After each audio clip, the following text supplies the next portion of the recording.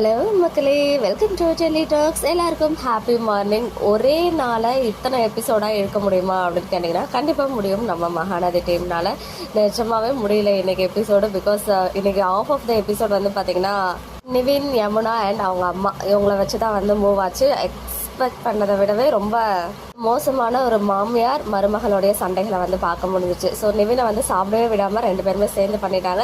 So நிஜமாவே சொல்லணும்னா ரெண்டு பேருமே ஒருத்தவங்களுக்கு ஒருத்தவங்க சலிச்சவங்களே கிடையாது, மாமியார் ஆகட்டும் மருமகள் ஆகட்டும். ஸோ சாப்பிடவே முடியாமல் குமரனுக்கு கால் பண்ணி டீ குடிக்க போகலான்னு சொல்லும் போது தான் குமரன் வந்து அந்த ஒரு சுச்சுவேஷனே ஃபன்னியாக மாற்றிடுறாரு. அண்ட் ரெண்டு பேரும் கிளம்பி போகிறாங்க. ஸோ குமரன் வந்து நிவின்கே தெரியாமல் விஜய் இருக்க ஹாஸ்பிட்டலுக்கு வந்து கிளம்பிட்டாரு. ஸோ அதுக்கு ஒரு சைடு இருக்கு. இன்னொரு சைடு வந்து காவேரி அண்ட் கங்காவுடைய சின்ன ஒரு கான்வர்சேஷன். கங்கா வந்து பார்த்தீங்கன்னா காவேரிக்கு சாப்பாடெல்லாம் ஊட்டி விடுறாங்க. ஈவன் அப்போ கூட காவேரி வந்து இந்த வத்த குழம்பு என்னுடைய விஜய்க்கும் பிடிக்கும் அப்படின்னு சொல்லி ஃபீல் பண்ணுறாங்க. ஸோ அப்போ தான் கங்கா வந்து உங்களுடைய லவ் ஸ்டோரி கேட்கணும்னு ஆசையாக இருக்குது, நீ எவ்வளோ லவ் பண்ணுற அவரை, பட் ஸ்டார்டிங்கில் கிடையாது, எப்படி உங்களுக்கு லவ் ஆரம்பிச்சிச்சு அப்படின்னு சொல்லிட்டு ஒரு மாதிரி எந்துவாக கேட்குறாங்க. அதுக்கு காவேரியுமே நடந்த எல்லா விஷயத்தையுமே சொல்கிறாங்க. எக்ஸப்ட் அந்த கான்ட்ராக்ட் மேட்டரை மட்டும் ரிவீல் பண்ணலை. ஸோ மேபி எங்கள் ரெண்டு பேருக்கும் லவ் ஃபெயிலியர் அப்படின்றதுனால கூட நாங்கள் சேர்ந்துருக்கலாம் அப்படின்னு சொல்லிட்டு ஆரம்பிக்கிறாங்க. அண்ட் ஸ்டார்டிங்கில் லவ்வே இல்லாமல் தான் கல்யாணம் பண்ணிக்கிட்டோம், பட் இப்போ வந்து லவ் ஆரம்பிச்சிருச்சு அப்படின்றத அவங்க சொல்கிறாங்க. ஸோ கங்கா வந்து நம்பாத மாதிரி பார்க்கும்போது இன்னும் நம்பலையாக்கா அப்படின்னு கேட்கும்போது நான் எப்படி உன்னை நம்பாமல் இருப்பேன் அப்படின்னு சொல்லி அவங்களே சாப்பாடெல்லாம் ஊட்டி விடுறாங்க.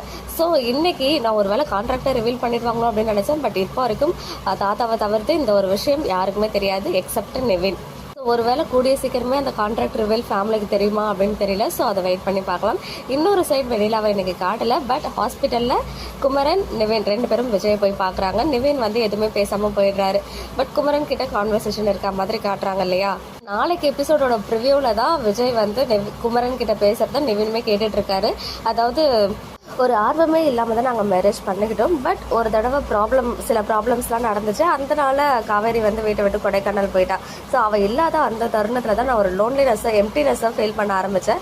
அப்போ தான் எனக்கு ஃபீல் ஆச்சு காவேரி இல்லாமல் என்னால் இருக்கவே முடியாது அப்படின்னு சொல்லிட்டு. அண்ட் காவேரி தான் எனக்கு எல்லாமே அப்படின்ற மாதிரி விஜய் வந்து குமரன் கிட்ட பேசுகிற விஷயத்த நிவின் எல்லாத்தையும் கொஞ்சம் மாதிரி முறைச்சா மாதிரி நின்றுக்கிட்டு கேட்டுட்ருக்காரு.